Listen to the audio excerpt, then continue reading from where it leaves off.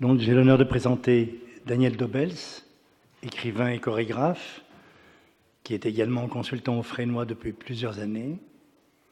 Il est l'auteur d'ouvrages sur Bruegel aux éditions MAG et de Nicolas de Staël aux éditions Azan. Il prépare actuellement une création chorégraphique qui sera présentée en novembre 2017 à Besançon, intitulée Sur le silence du temps, quintette pour 5 danseuses sur le concerto numéro 1 pour piano de Béla Bartók. À l'issue de ce colloque, il présentera au Palais de Tokyo, à 16h30, un solo dansé par Carole Quétier, ici présente, intitulé « L'indivisible égard » sur Équatorial de Varèse. Le titre de son intervention est « L'indifférence des rêves ».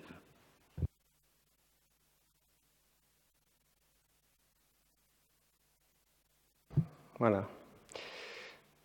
Évidemment, remercier Alain et le Collège de France de m'avoir invité. C'est plus qu'un honneur, c'est une sorte de trajectoire à inventer, parce que je crois que, enfin il me semble, sauf que la danse n'a pas dû beaucoup traverser ces espaces que sont ceux du Collège de France. C'est un art qui, effectivement, n'est pas au sens strict dominant, c'est un art qui se dit éphémère ou qu'on dit éphémère, alors qu'en fait, je crois qu'il a, cet art, une fonction, entre autres, mais aussi une destinée qui ne peut pas, à un moment donné, ne pas concerner chacun d'entre nous, à la fois individuellement et puis aussi évidemment collectivement. Après avoir entendu les interventions qui ont pu être faites depuis hier, pour moi la question en fait reste quand même entière, à savoir comment, entre tous ces énoncés, ces savoirs, ces vérités émises, ces lois aussi, qu'elles soient scripturaires ou au contraire scientifiques ou mathématiques ou je ne sais quoi, esthétiques, quelles sont en fait les marges qui resteraient d'une certaine manière au corps, dans ce qu'il a de plus à la fois dépourvu, de plus nu, de plus économiquement faible, j'ai envie de dire. Qu'est-ce qui lui reste comme possibilité d'inventer, alors pourquoi pas à l'image de ce qui était montré hier à propos de Deligny, ou qu'est-ce qui lui reste possiblement à inventer comme ligne de vie, comme ligne de fuite, comme ligne de devenir aussi, qui permettrait à ce corps, sans avoir forcément recours d'ailleurs à des recours technologiques ou techniques ou calculés, enfin, qu'est-ce qui lui reste comme possibilité simplement pour expérimenter ce rapport simple qui est quel air je respire, quels espacements je puisse inventer pour ne pas être piégé ou réduit à une seule figure ou à une seule fonction ou à une seule détermination d'être. Quelles sont les densités, les qualités de mouvement qui me reviendraient et qui me donneraient quand même la sensation que je suis d'une certaine manière le sujet de mon mouvement. Et non pas tout de suite, ou depuis longtemps, ou depuis un temps peut-être immémorial, et puis constamment l'objet d'une possibilité quasiment indéterminée de mouvement, mais qui ne sont pas d'une certaine manière issus de ma propre, même pas sensibilité, mais de ma propre capacité simplement à bouger, enfin, à bouger un peu, quoi. Et à bouger de telle sorte que le destin ou la séquence de temps qui m'est accordée ou l'espace comme ça que je peux peut-être prendre un peu en déployant un bras sans tout à fait immédiatement, par exemple, gêner Jean-Claude par mon espace dit vital, comment à un moment donné je pourrais éprouver le fait que, voilà, un geste, une capacité, une possibilité de faire quelques gestes, ne va pas tout de suite être comme limité par un environnement, quel qu'il soit, social, politique, et pas surdéterminé en tout cas par lui. Or, c'est toute la tâche, d'une certaine manière, de la danse, et en tout cas de la danse dite moderne ou contemporaine, même si, d'une certaine manière, certaines origines de cette danse sont immémoriales et enfouies, même au-delà de nos mémoires, et même au-delà de nos archives, c'est cette capacité-là qui, quand même, donne à chacun la première préhension ou appréhension possible de ne pas empiéter sur le corps de l'autre quand je bouge, de ne pas sentir tout de suite le poids d'un jugement ou d'une instance comme ça qui viendrait déterminer la valeur ou l'évaluation de mon droit de bouger, quoi. Et puis surtout d'associer possiblement ce droit de bouger au droit de penser, au droit de parler, au droit de réfléchir ou de prendre un retrait. Or, il se fait que, et là j'ai évidemment pas le temps du tout de faire un retour en arrière sur le plan historique, mais il se fait que malgré tout, la possibilité qui nous a été offerte à un moment donné, qui est une pure création féminine, c'est-à-dire ces quelques figures comme Isadora Duncan, Martha Graham, Marie Wingman, enfin, Loy Fuller, il se fait qu'avec elle, à la fin du XIXe siècle, au début du XXe siècle, et notamment aussi donc très près de la catastrophe de 14-18, dont je vais tenter aussi de montrer en quoi elle a été dévastatrice, mais aussi conductrice de quelque chose qui est encore notre héritage, il se fait que, voilà, au moment même d'ailleurs où Freud va écrire quasiment l'interprétation des rêves, l'esquisse, découvrir, entre guillemets, la dimension stricte de l'inconscient. Il se fait que c'est à ce moment-là que certaines femmes, très seules d'ailleurs, enfin, très isolées, se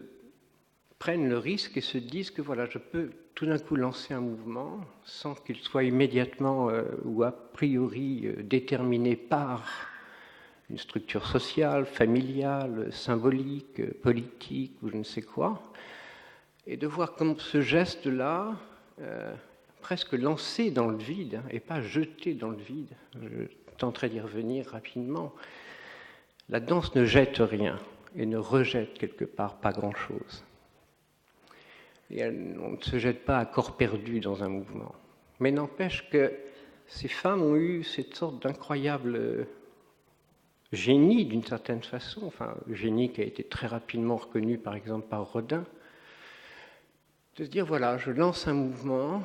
éventuellement je peux le reprendre, en lancer un autre, peut-être faire une pression ici, retirer ma main ailleurs, et que cette sorte d'expérimentation à vif et à nu allait pourtant déterminer un ensemble de sensations de liberté d'être ou de gestes comme ça dans l'espace et dans le temps, pas tout de suite et immédiatement, je veux dire, pas tout de suite repérables ou définissables, mais en tout cas qui font qu'à un moment donné, la perception de l'espace autour, la relation à l'autre, la relation à la matière, la relation aux choses se modifie de telle sorte que on peut presque dire que tout devient expérience et possiblement événement. Hors de toute habitude, d'une certaine façon. Donc, on ne peut pas du tout ici développer, avec toutes les nuances que ça demanderait, ce qui s'est joué là, et notamment de façon très singulière chez Isadora Duncan, un peu plus tard Martha Graham, Doris Humphrey, mais en tout cas, pour aller au plus vite, et donc d'une façon trop schématique, un des énoncés qu'une de ces chorégraphes a formulé dans les années 30-40, c'est Doris Humphrey, et celui-ci, c'est que la danse est un arc tendu entre deux morts. C'est ce type de formulation qu'on ne reprend pas souvent.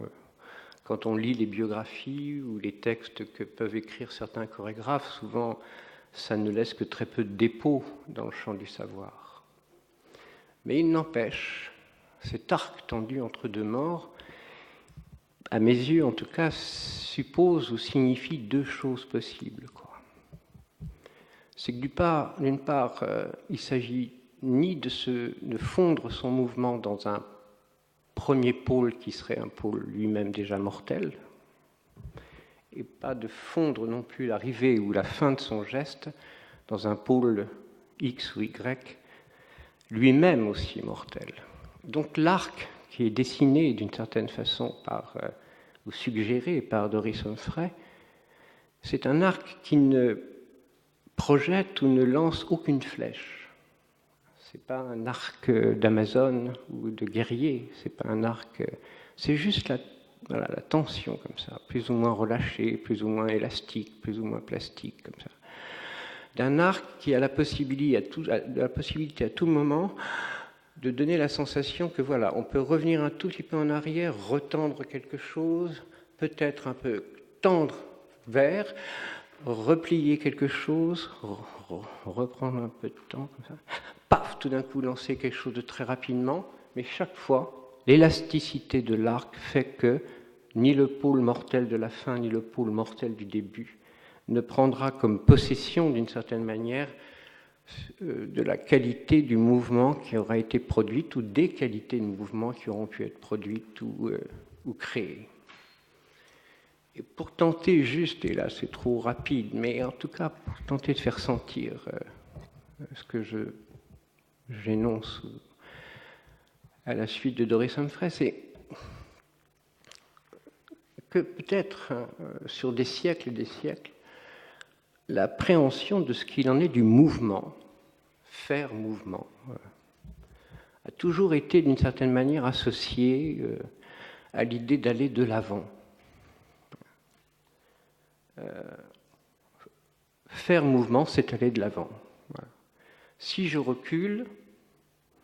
c'est un mouvement de recul, mais il est déjà négativement interprété ou péjorativement interprété. Il y a de ce point de vue-là d'ailleurs une pièce absolument extraordinaire de Heinrich von Kleist qui s'appelle La bataille d'Arminius. Kleist, l'auteur du théâtre de marionnettes, qui est un des textes canoniques sur la qualité ou la nature même de ce qu'est le geste idéal ou le mouvement idéal ou la ligne de mouvement idéal.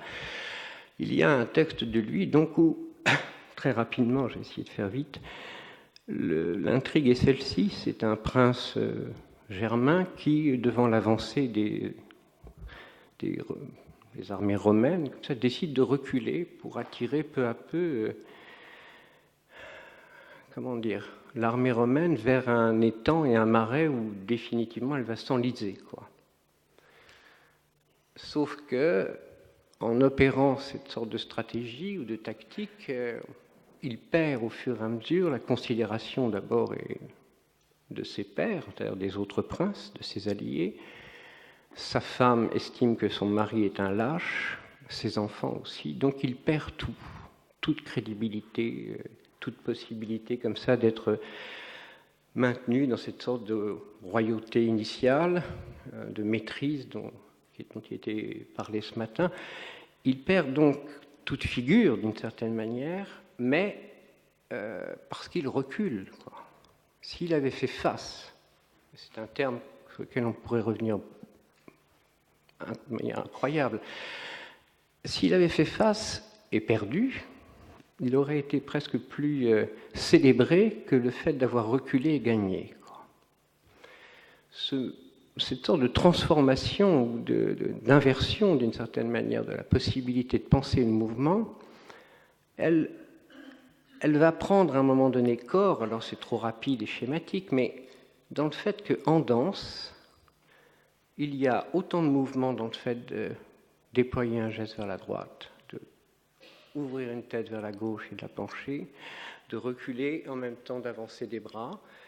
Et toute cette dimension strictement et magnifiquement plastique du corps, qui place le mouvement et des intensités de mouvement ou des valeurs de mouvement à peu près dans toutes les attitudes ou postures possibles,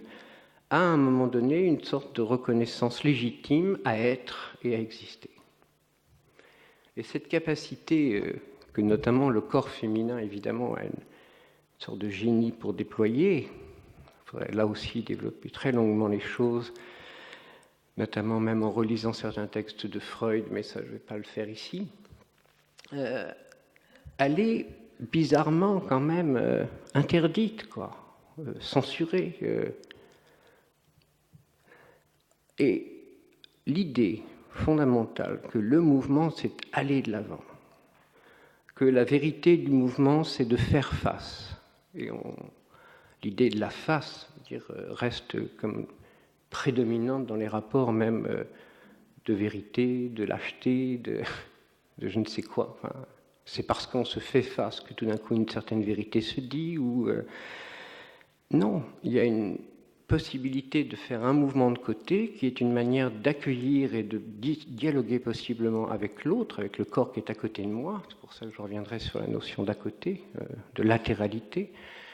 qui n'est pas une manière de se défiler du tout, c'est simplement une façon de faire jouer la vérité de manière beaucoup plus souple, beaucoup plus ondoyante, beaucoup moins saisissable, mais en même temps peut-être plus vraie, dans le rapport de corps à corps, entre deux corps, ou entre plusieurs corps. Le corps à corps aussi lui-même devrait être repensé à partir de ce point-là. En tout cas, c'est le mouvement qui s'amorce étrangement à la fin du XIXe, début du XXe siècle, et même va se déployer paradoxalement autour des années 1915-1916, avec des figures comme celle de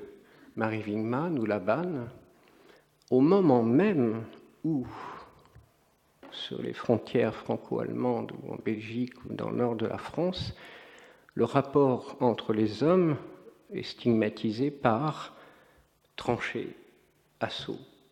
repli, assaut, pour produire quels effets, entre autres, parmi d'autres, les milliers d'autres.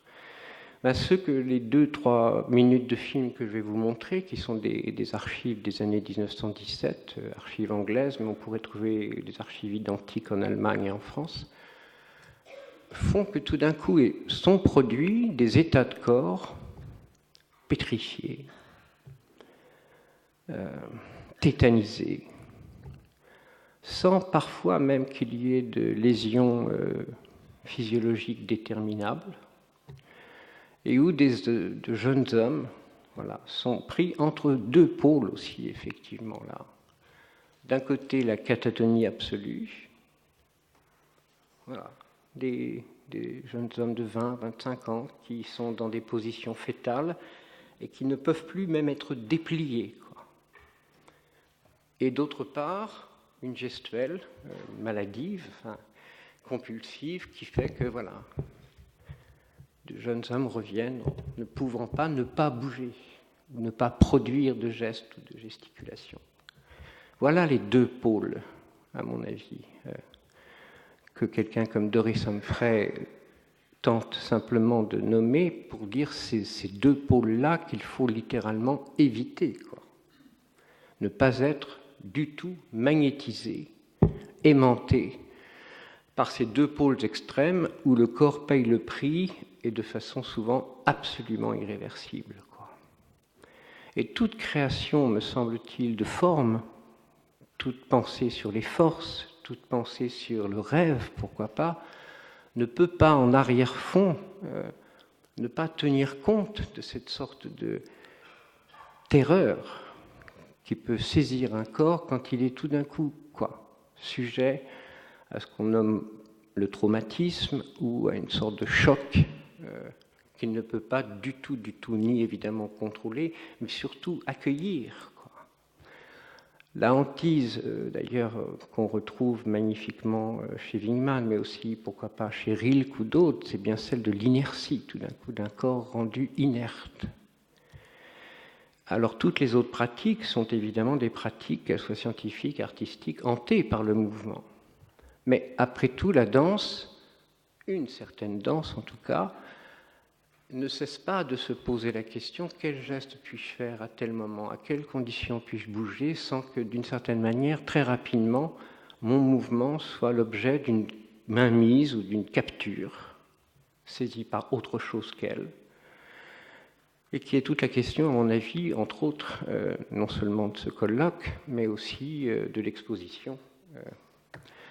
qui est exposée effectivement au Palais de Tokyo. Donc, juste ces 3 minutes d'archives de 1917.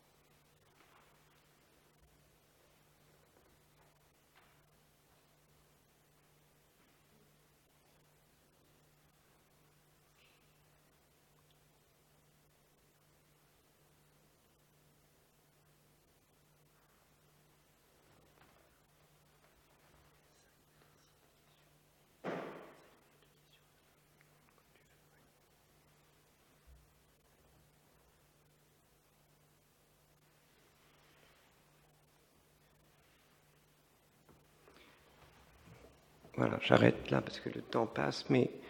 enfin, je trouve des documents incroyablement troublants pour mille raisons, mais une des choses qui m'est apparue, enfin, Dominique saurait peut-être dans quel film de Hitchcock il y a un des personnages comme ça qui est agité par un tic comme ça et qui est criminel en même temps. Enfin, un film des années 30.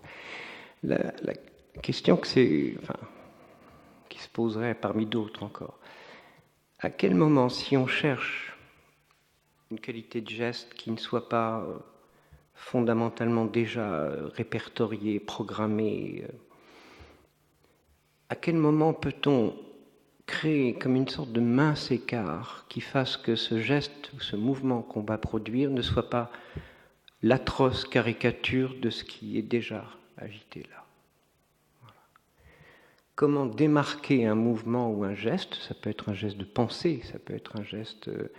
incroyablement, pourquoi pas, politique, social, enfin. Et je faisais référence hier dans une question après l'intervention de Catherine Perret au Nebenmensch, c'est-à-dire à l'homme qui est là près de l'enfant, ou à la présence humaine en tout cas, qui vient avant même le stade du miroir, possiblement simplement apaiser l'enfant qui vient de naître ou qui a quelques jours, quoi, et dont Freud d'une part, mais aussi Monique Schneider et des tas d'autres analystes, ou Dolto ou d'autres, ont précisé vraiment qu'effectivement, quand l'enfant naît,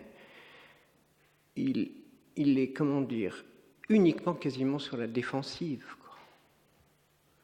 Il ne sait pas où ça va, qu'est-ce qu'il y a autour. Et d'une certaine manière, avant qu'on puisse même simplement le prendre dans les bras, il faudrait faire preuve d'une certaine manière, mais de façon incroyablement subtile, d'une approche pour l'enfant qui immédiatement, d'une certaine manière, ne le panique pas, quoi, ou ne lui fasse pas comprendre ou croire qu'il est dans un monde absolument paniquant, sans repère ni forme. Donc avant même peut-être de se présenter comme un corps constitué, consistant, avec une densité, quoi, il faut peut-être avancer une main comme une ombre de main pour qu'ensuite le corps réel puisse venir même simplement toucher le crâne de l'enfant, ou son ventre, ou son dos, et qu'il y a là toute une sorte de spectre, comment dire, de nuanciation d'état de corps et de gestes comme ça, qui viennent peut-être peu à peu apprivoiser d'une certaine façon l'espace totalement inconnu dans lequel l'enfant surgit, quoi. Et ça peut paraître de fait naïf de ma part ou très... Mais je crois que même plus tard, pour nous tous, hein, quand on a simplement non pas à faire un pas par habitude comme on le fait, quoi, mais simplement à faire un pas pensé, quoi, vous verriez que chacun d'entre nous est d'une maladresse insigne, que le moindre pas à faire devient presque une sorte de tâche, je dirais, démesurée. Alors heureusement, c'est surmonté par la vie quotidienne, par toutes sortes de choses, par des codes, enfin. Mais quand tout d'un coup on essaye simplement d'être un peu conscient de la qualité du geste que l'on fait, de où je pose mon pied, où je ne le pose pas, alors on est tout d'un coup, mais vraiment déstabilisé. Et tout le travail, d'une certaine manière, alors la pédagogique entre autres de la danse, consiste à rassurer d'une certaine manière, à dire, mais oui, tu peux poser ton pas ici, poser peut-être un plan un petit peu plus étroit, un plan un peu plus large, et à expérimenter de soi-même déjà l'espace qui est le nôtre, en se disant, mon corps assure par moment, par instant, chacun de mes pas. Or, quelle serait, parmi d'autres choses, hein, vraiment, l'une des ouvertures, si on arrivait c'est presque une utopie pour moi, mais savoir où l'on pose son pied, où l'on pose son pas, pour le danseur, c'est savoir que je vais le poser là où précisément je ne vais rien écraser en le posant. Il y a plusieurs représentations dans l'histoire de l'art de ça, quoi. Mais l'essentiel, quand je pose mon pied, c'est de le poser de telle sorte qu'il ne se pose pas sur un corps vulnérable, sur un corps d'enfant par exemple, ou je ne sais quoi, de telle sorte qu'il n'écrase pas quelque chose sous son poids. Ça ne veut pas dire qu'il doit être absolument léger et flottant. Simplement, il y a une sorte d'évaluation qui fait que je peux poser mon pied là, je ne vais blesser personne, ou même une présence. Et ce que j'aime, en l'occurrence, pour peut-être terminer sur ça, si le temps est trop court, mais c'est une petite tablette saphaïtique du IVe siècle après Jésus-Christ. Elle est d'une simplicité inouïe, en fait. Il y a un musicien, un danseur, et puis l'écriture en dessous. Et ce que je trouve, dans le fond, très bouleversant dans cette représentation, c'est le fait que le pas du danseur vienne juste flotter au-dessus de la lettre, mais ne pas peser sur la lettre. En retour, on peut espérer que la lettre elle-même ne vienne pas peser sur le pas du danseur, que l'écriture ne fasse pas qu'à un moment donné, chacun de mes gestes soit comme grévé d'une certaine manière par le poids d'une tradition scripturaire, quelle qu'elle soit, ou d'une tradition iconographique ou représentative. Ce que j'aime, ce sont aussi les distances qui séparent le musicien. Il y avait une référence à ça hier dans ton intervention, Arnaud. Il y a une distance entre la musique et le corps. Elle est simplement vitale au sens où c'est pas la musique qui va faire que je vais bouger, c'est pas le danseur qui va faire évidemment que ça va produire du son. C'est qu'à un moment donné, ces deux champs coexistent et puis peuvent simplement coexister de telle sorte qu'ils produisent parfois des points de rencontre, des sortes de points de coïncidence inespérés. Et là, il faudrait, je crois, vraiment relire Qu'est-ce que la philosophie de Deleuze et Guattari, qui est une mine qui m'a accompagné tout l'été, mais où là, on sent bien que là, les points de coïncidence peuvent naître entre des éléments ou des, je ne sais pas ce qu'il appelle, des points de cosmos incroyables. Alors, je vais donc terminer là-dessus. Il y a dans ce livre un moment inouï, et on peut passer le Saint-Jérôme dans au moins ceci, mais le livre est d'une richesse extrême. Je cite Deleuze et Guattari. Suivant les termes familiers qu'on a pu prêter à un savant, l'événement ne se soucie pas de l'endroit où il est et se fiche de savoir depuis combien de temps il existe. Si bien que l'art et même la philosophie peuvent l'appréhender mieux que la science. Ce n'est plus le temps qui est entre deux instants. C'est l'événement qui est un entretemps. L'entretemps n'est pas de l'éternel, mais ce n'est pas non plus du temps, c'est du devenir. L'entretemps, l'événement, est toujours un temps mort, là où il ne se passe rien, une attente infinie qui est déjà infiniment passée, attente et réserve. Ce temps mort ne succède pas à ce qui arrive, il coexiste avec l'instant ou le temps de l'accident,